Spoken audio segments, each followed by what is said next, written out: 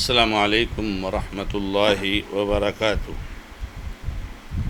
الحمد للہ رب العالمین، واشہد ان لا الہ الا اللہ وحدہ لا شریک لہ، واشہد ان محمدا عبدہ ورسولہ صلی اللہ تعالی علیہ وآلہ وسلم۔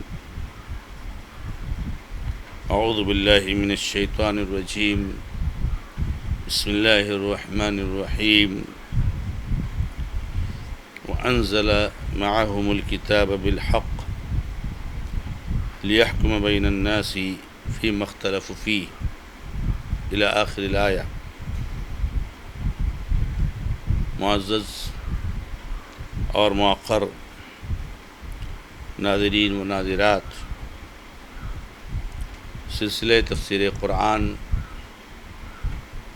کے اس پروگرام میں سورۃ البقرہ کی آیت نمبر 213 کا درس اور اس کی تفسیر اور توضیح کا سلسلہ چل رہا ہے، اور دو درس میں اس آیت کریمہ کے ابتدائی حصے کو بیان کیا گیا، اس کی وضاحت کی گئی۔ بات یہ چل رہی تھی کہ اللہ رب العزت نے فرمایا ہے کہ ہم نے ان انبیاء کرام کے ساتھ جن کو بھیجا ان کے ساتھ کتابیں نازل فرمائیں۔ اللہ تعالیٰ نے صرف نبیوں کو ہی نہیں بھیجا، صرف رسولوں کو ہی نہیں مبعوث کیا، بلکہ ان میں سے بہت کے ساتھ کتابیں بھی نازل فرمائیں۔ یہ کتابیں جو ہمیں قرآن اور حدیث میں مذکور ملتی ہیں،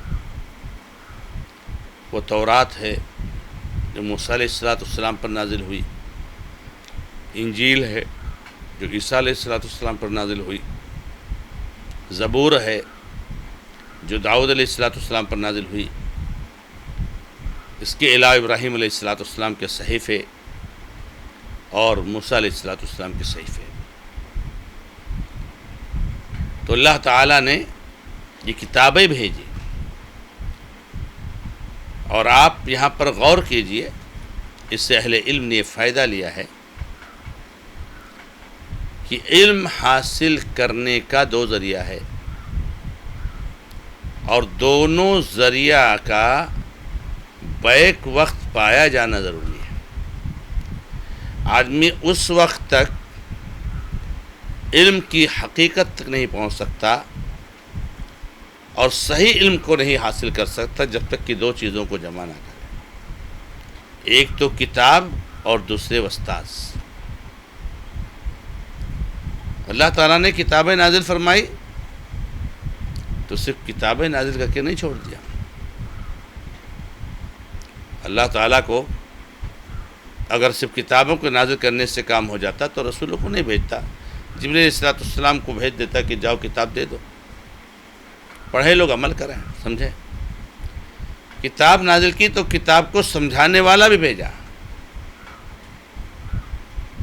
اس لیے جہاں کتاب ضروری ہے وہی استاد ضروری ہے، جہاں استاد ضروری ہے وہاں کتاب ضروری ہے۔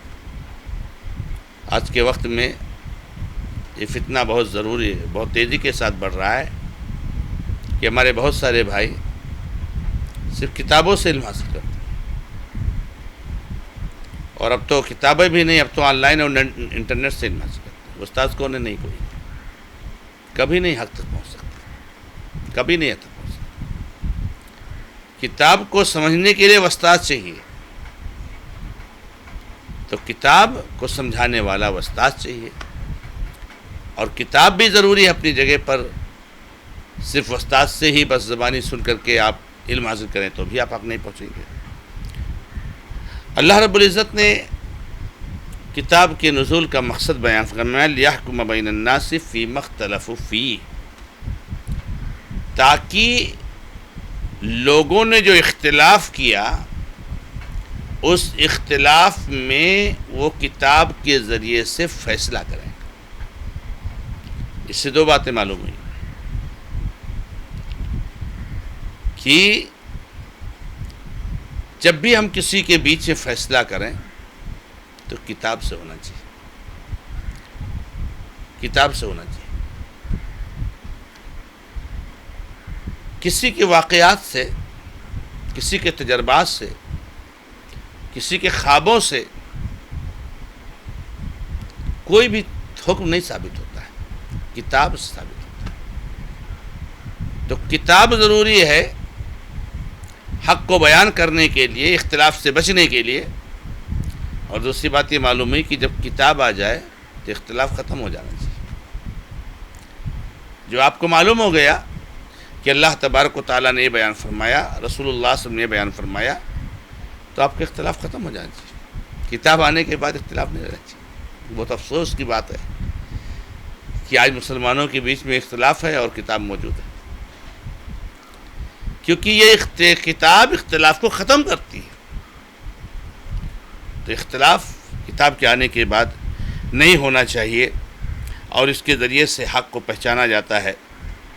اللہ رب العزت نے بہت اہم نقطہ یہاں بیان کیا ہے کہ آخر کتاب کے آ جانے کے بعد اور حق کے واضح ہو جانے کے بعد پھر بھی لوگ راہ راست پر نہیں آئے. وَمَخْتَلَفَ فِيهِ إِلَّا الَّذِينَ أُوتُوهُ مِن بَعْدِ مَا جَاءَتْهُمُ الْبَيِّنَاتُ. کتاب دی گئی اس کے بعد بھی لوگ اختلاف کا شکار رہے. کیوں؟ اس کی وجہ کیا ہے؟ ان کے دل میں انانیت ہے، تکبر ہے، حسد ہے، جلن ہے. اس کی وجہ سے وہ کتاب سے فائدہ اٹھا کر کے اپنے اختلاف کو نہیں ختم کر رہے. دیکھیے آپ، اللہ کے نبی علیہ السلام پر کتاب نازل ہوئی. نبی علیہ السلام نے یہود پر پیش کیا، انکار کر دیا.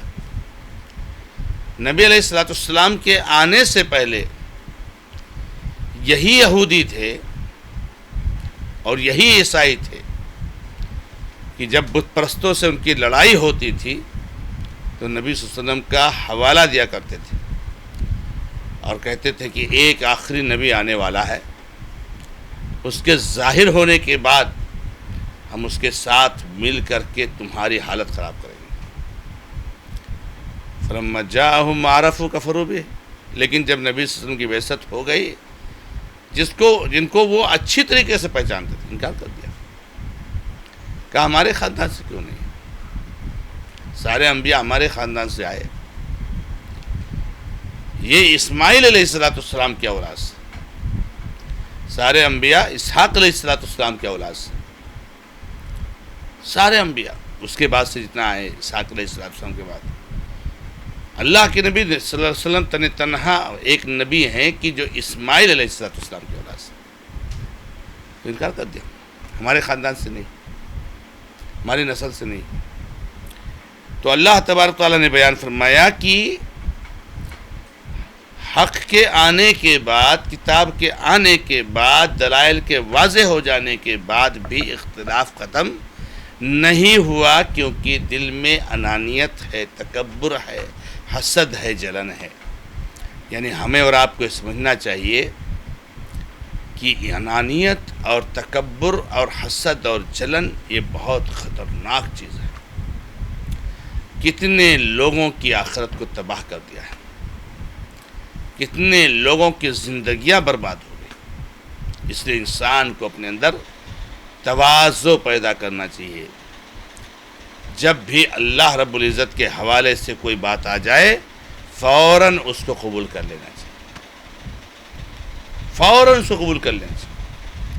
وہ ہمارے مزاج میں آئے نہ ہے، ہمارے مفاد کے خلاف ہو یا ہمارے مفاد کے موافق ہو، اس سے کچھ مطلب نہیں، اس کو فوراً قبول کر لینا چاہیے.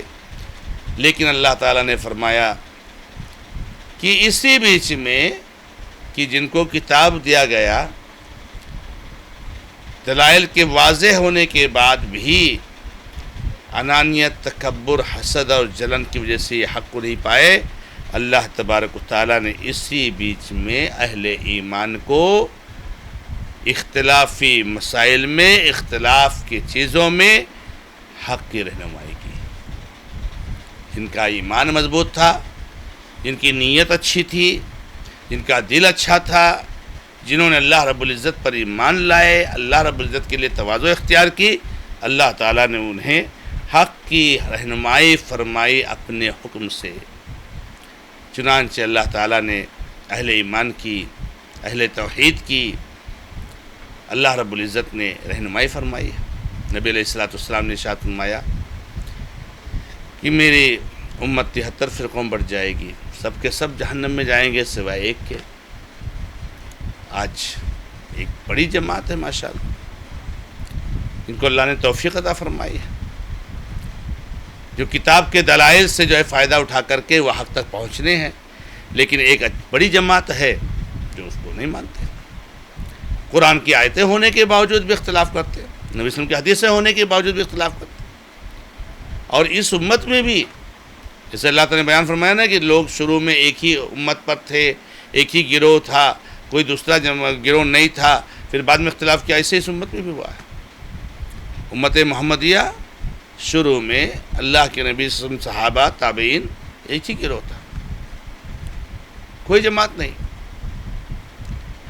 اللہ کے نبی صلی اللہ علیہ وسلم کی سنت پر چلنے والے، منہج حق پر چلنے والے، بعد میں اختلاف شروع ہوا، فرقہ بندیاں شروع ہوئی، نئے نئے مناہج ایجاد ہوئے۔ تو اللہ تعالیٰ نے فرمایا کہ اللہ تعالیٰ اپنے حکم سے اہل ایمان کو حق کی رہنمائی کرتا ہے اختلاف میں، اور اللہ تبارک و تعالیٰ جس کو چاہتا ہے سیدھے راستے کی رہنمائی کرتا ہے، جس کو چاہتا ہے۔ لیکن اللہ تعالیٰ نے اس کو بھی بیان کر دیا ہے قرآن کریم کی دوسری جگہوں میں کہ اللہ تعالیٰ کس کو چاہتا ہے کہ حق کی رہنمائی دے، جو حق کو چاہتا ہے۔ جو حق کو چاہتا ہے اللہ تعالیٰ اس کو حق کی رہنمائی دینا چاہتا ہے، توفیق دینا چاہتا ہے۔ جو حق کو نہیں چاہتا ہے اللہ تعالیٰ کسی کو زبردستی حق پر نہیں لائے گا۔ آپ توحید پر آنا چاہتے ہیں اللہ تعالیٰ آپ کو توفیق دے گا، نہیں آنا چاہتے ہیں جائیے آپ۔ تو اللہ تعالیٰ کسی کو زبردستی توحید پر نہیں لاتا ہے، اللہ تعالیٰ جو حق کو چاہتا ہے اس کو سیدھے راستے کی توفیق عطا فرماتا ہے۔ اللہ رب العزت سے دعا ہے کہ رب العزت ہمیں اور آپ کو سب کو حق پر قائم اور دائم رکھے، اور اللہ تعالیٰ اس نعمت، اس دین، اس عقیدے پر ہماری موت ہو، ہماری وفات ہو، اور ہماری زندگی پر اسی پر قائم رہے۔ ھذا ما عندی، اللہ تعالی عالم، والحمد للہ رب العالمین، وصلی اللہ علی محمد وسلم تسلیما کثیرا، والسلام علیکم ورحمۃ اللہ وبرکاتہ۔